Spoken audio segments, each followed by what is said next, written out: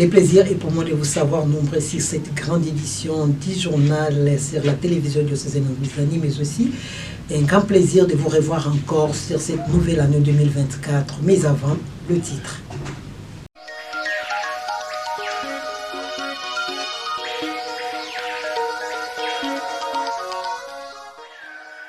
À l'occasion de 206 ans, année d'existence de la congrégation de sœurs servantes pauvres à Lukula, son Excellence Monseigneur l'évêque José-Claude Mbimbimbamba a dit une messe. Et puis après la publication des résultats provisoires de l'élection à la députation nationale par la CENI, c'est le dimanche 21 janvier que cette même commission a publié pour les candidats au niveau provincial. Voilà tout pour les titres, messieurs et dames. Il faut les pistes et bienvenue à cette grande édition du journal. Monseigneur l'évêque José-Claude Mbimbimbamba a prié le samedi 20 janvier dernier avec le servant de pauvres de Gizegem à Lukula. Et c'était à l'occasion de 206 ans d'existence de leur congrégation Reg et Lenguesa. C'était le samedi 20 janvier 2024 que son Excellence Monseigneur l'évêque José-Claude Mbimbimbamba avait présidé à l'occasion de 206 années d'existence de la congrégation de sœurs servantes de pauvres à Lukula, une célébration eucharistique à la chapelle du noviciat. Au cours de cette messe qui a connu la présence des postulantes, de sœurs ainsi que deux amis de la congrégation, Monseigneur l'évêque José-Claude Mbimbimbamba a invité le membre de cette congrégation à étendre leur champ d'application dans d'autres cités et villages. C'est la mission. Nous rendons grâce à Dieu qui a inspiré Elisabeth de Robiano. Et voilà que c'est devenu une grande famille. C'est pour cela, chaque fois, ça doit être pour nous un jour de souvenir. Et voilà, d'où nous venons. Et nous devons continuer. La mission doit être continuée. Tout ça pour la gloire de Dieu et le salut de nos frères et de nos sœurs. Je forme un vœu pour vous. Soyez au milieu du peuple de Dieu, de notre peuple, des personnes qui nous apportent la tendresse de Dieu. La tendresse de Dieu, surtout à l'égard des plus petits, qu'ils se sentent aimés de Dieu malgré leur situation, à travers votre apostolat. Et ainsi, les gens pourront rendre grâce à Dieu et peut-être se convertir et arriver au salut. Prions pour vous. Vous remercions pour ce que vous accomplissez les hommes à l'Église en général et de façon particulière dans cette Église particulière de Beaumont. Merci pour votre présence. C'est une belle aventure. La folie aux yeux des hommes, mais ça c'est la folie de Dieu, la voie que vous avez choisie. Que le Seigneur vous soutienne avec l'intercession de la Vierge Marie pour que vous puissiez effectivement témoigner de Dieu. C'est ça le martyr, témoigner de Dieu, comme Agnès a témoigné de Jésus, la souffrance, difficulté, vous témoignez. Soyez cela au milieu du peuple de Dieu. Nous remercions aussi vos membres de famille qui vous ont cédé à l'Église.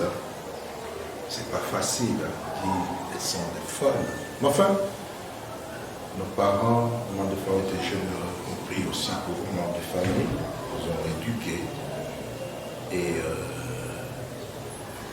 nous prions pour ceux qui sont encore vivants, pour qui vous aident à être fidèles à votre mission. Coïncidant avec l'heure de la prière du midi, juste après la messe, ils sont partis tous en procession jusqu'au statut de la fondatrice de la congrégation où a été exécutée la prière du milieu du jour.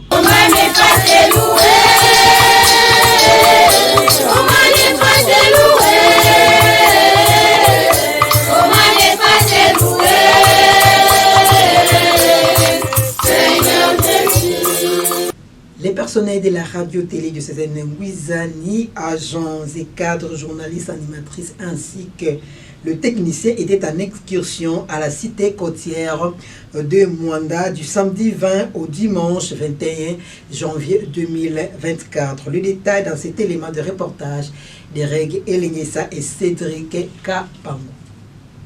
C'est après avoir travaillé efficacement, surtout pendant la période de la campagne électorale et au jour du scrutin de vote de décembre 2023, que le personnel de la radio-télévision diocésaine Ngouizani RTDN, journalistes, animatrices et techniciens, ensemble avec leur directeur de programme, l'abbé ingénieur Richard Kondengoma, sont allés pour 2 jours, soit du samedi 20 au dimanche 21 janvier 2024, en excursion à la cité côtière de Mwanda. Ces professionnels de médias qui sont au service de l'évangélisation pour les comptes du diocèse de Boma ont été accueillis à la paroisse sanctuaire Notre-Dame de Grâce, Mwanda-sur-Mer, par l'abbé Philbert Lukanga, responsable de la station RTDN Mwanda. Le petit déjeuner était servi avant que ce dernier ne puisse bénéficier de la connaissance historique sur la construction de la paroisse par de missionnaires blancs.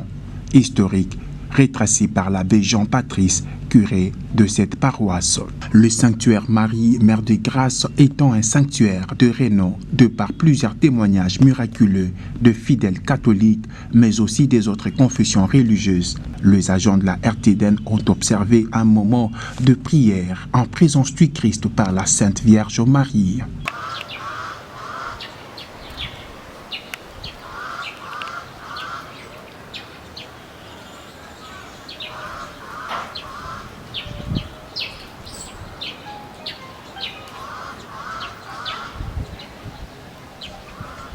Et puis, ça n'était suivi d'une célébration eucharistique à l'enceinte même de la paroisse. Priez pour moi, le Seigneur notre Dieu.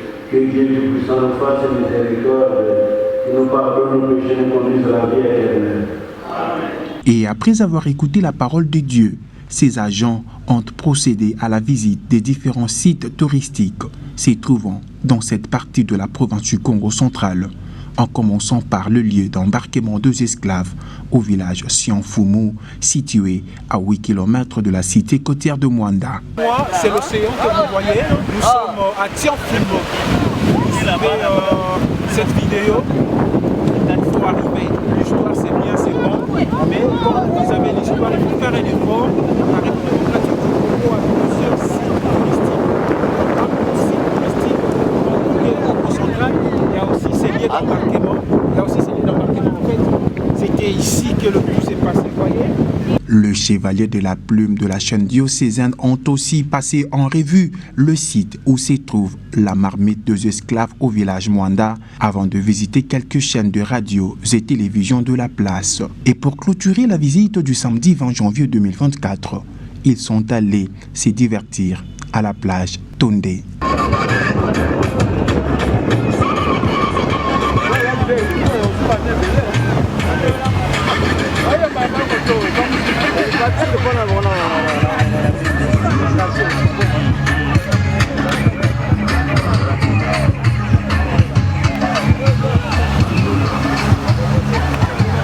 Parlons toujours de l'excursion des agents de la radio-télé de Ngouizani. Sachez que le dimanche 21 janvier, une réunion d'ensemble entre les personnels de la RTDN Boma et Mwanda était tenue dans la salle de la bibliothèque de la Kyr de la paroisse sanctuaire Notre-Dame de Grâce, Mwanda-sur-Mer. Nous y reviendrons dans nos prochaines éditions. Après la publication de résultats provisoires de l'élection à la députation nationale par la Commission électorale nationale indépendante CENI, le dimanche 21 janvier 2024, cette même commission a publié pour les candidats au niveau provincial. Nous vous proposons de suivre un extrait de la publication de la circonscription électorale de Boma dans ses propos recueillis par Ereg Elenyesa. Du Congo central,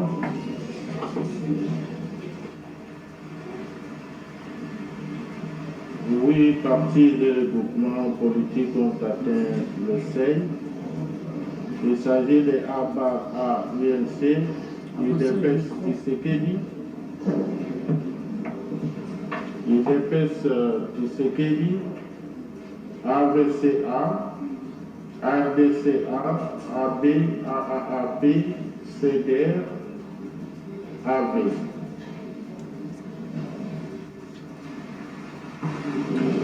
Circonscription électorale de Bouma-Ville, 3 sièges.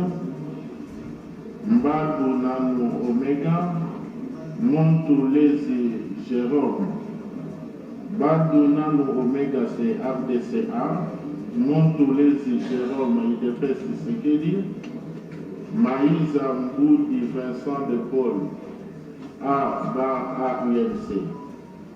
Circonscription électorale de Kassamboulou, 3 sièges. Salambi Ngabankita Joseph, CDR.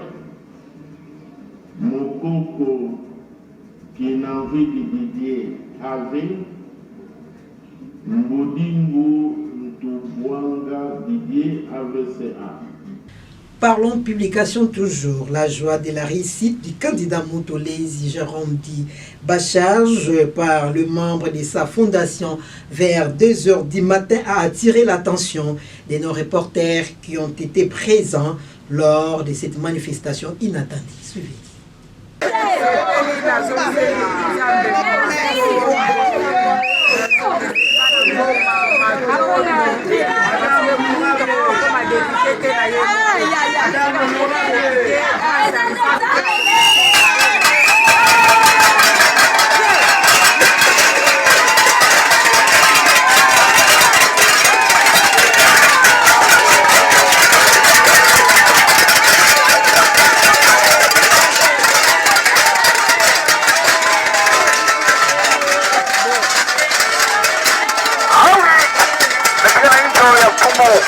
Awa amekele ambiance totale. Sasa bandara mbote, basi kuna manisha mbote. Kama nini? Mampanya Lusoro. Kima kaka melo madeno beto fonaka na Rustambulu. Adeba ange kotaka église Saki Suka. Ya unde mefuta beto. Rustambula do. Yani moi son excellence Adeba Mutule Jérôme Bacharge. Mete pela mingi na kumaka ngelo na vila boma betu fonaka singila betu fonaka lega dia kafe kama nini ba tension betu masa diminuer comment bagelo tafe bubula intambe metani na beto na prière mosimosi na kati na beto ya mesano do adeba yani na mekona na twala.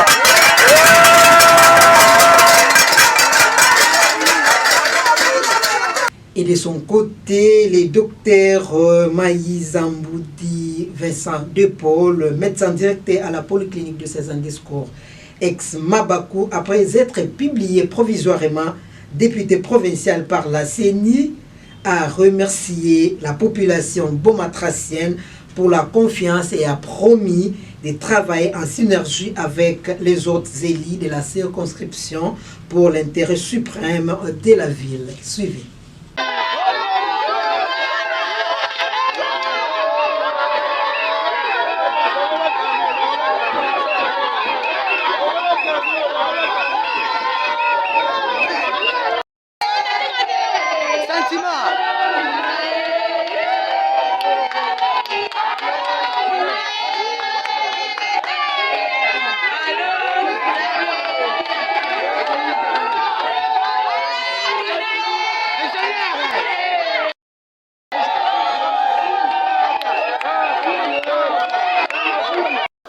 J'ai remercié toute la population de Boma. Nous mesurons la tâche, la complexité de cette tâche qui nous attend et nous saisissons de cette occasion, de cette opportunité de nous montrer pour dire merci à tous les Boumatraciens. Merci. Parce que Boma, moi, il m'a tout donné. J'étais toujours à dire pendant tout le temps et partout. Et j'ai tout réussi de Boma. Et pour moi, c'est un grand devoir aussi de rendre quelque chose, tout ce que je peux faire pour notre vie de Boma. Merci à tous les Bana Boma. Félicitations à tous les collègues avec qui nous avons été élus, honorable Mokulezi, honorable Omegambagi et honorable député national aussi, honorable Bolongo et honorable Marie-Josée. Un seul doigt ne peut pas laver la figure. C'est tous les 5 doigts de la main qui doivent laver. D'ailleurs, on dit que la main a 5 doigts et Boma a au total 5 députés. Je crois que c'est tous les 5 députés de Boma qui doivent fournir un effort, apporter quelque chose de neuf pour que Boma aille de l'avant. Et d'ailleurs, ça corrobore tout ce que nous avons donné pendant notre campagne. Nous disons que Boma, tous les problèmes qui rongent Boma, je crois, ont même rencontré les projets de société de notre chef de l'État. Le chef de l'État a parlé de l'emploi de jeunes qu'il faut créer. Je crois que Boma a un problème d'emploi. Le chef de l'État a parlé du niveau social qu'il faut remonter. Donc tous ces problèmes-là, je crois que nous nous retrouvons avec ça et ensemble avec les collègues au niveau de la députation provinciale et nos aînés qui sont au niveau national. Je crois que nous ne ménagerons aucun effort pour, en tout cas, faire de notre mieux ce que nous pouvons faire, tout ce qui est dans notre pouvoir. Et puis, je remercie tous ces anonymes qui nous ont soutenus.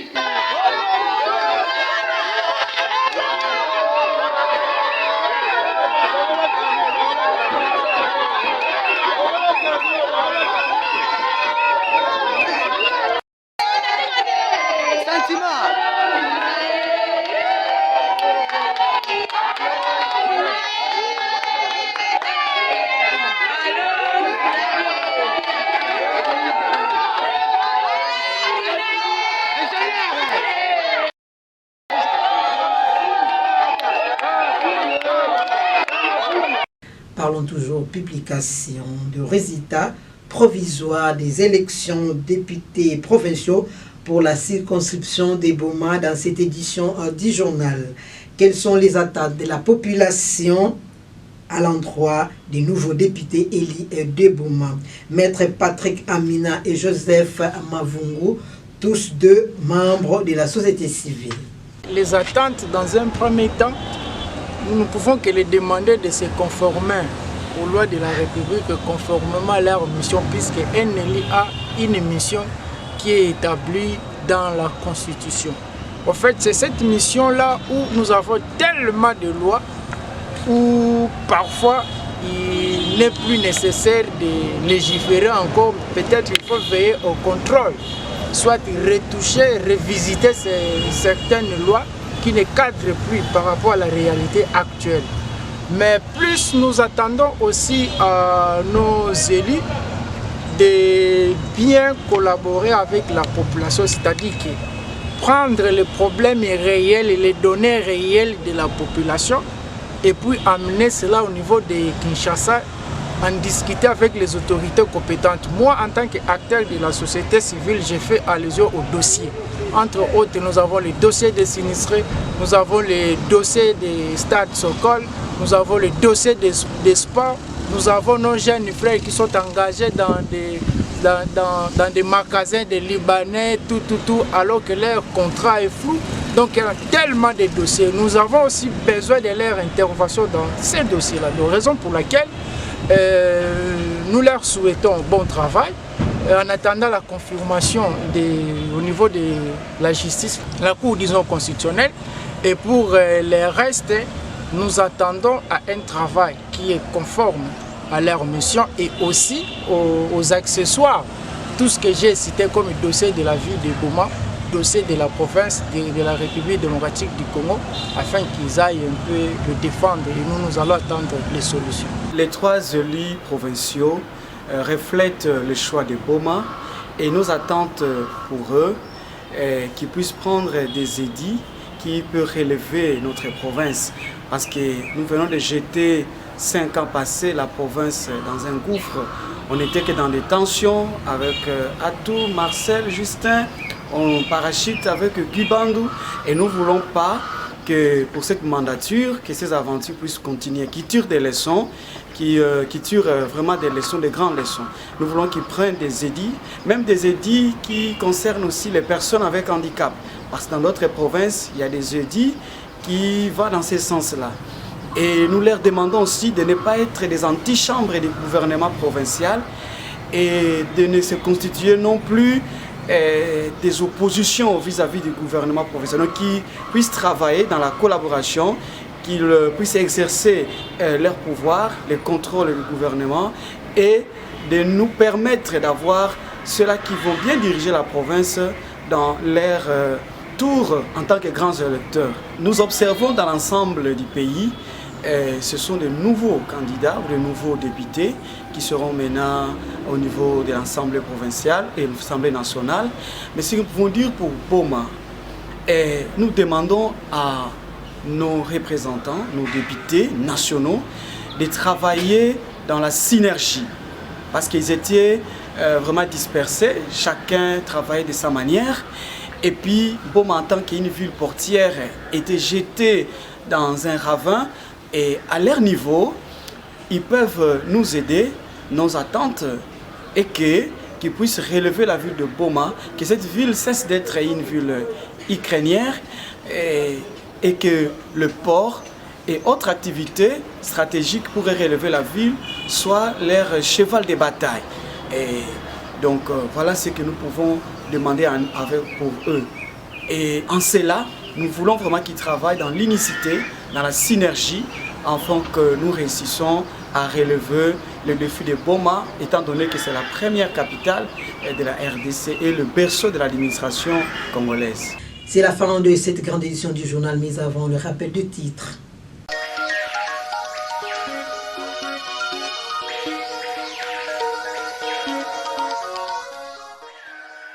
À l'occasion de 206 années d'existence de la congrégation de sœurs servantes pauvres à Lukula, son Excellence Monseigneur l'évêque José-Claude Mbimbi Mbamba a dit une messe. Et puis après la publication des résultats provisoires de l'élection à la députation nationale par la CENI, c'est le dimanche 21 janvier que cette même commission a publié pour les candidats au niveau provincial. Ça n'est complètement fini. Un journal de reggae ça réalisé par Crépin Ngumba et Don Pemba. À vos chers téléspectateurs, excellente suite des programmes sur la chaîne diocésaine. Au revoir.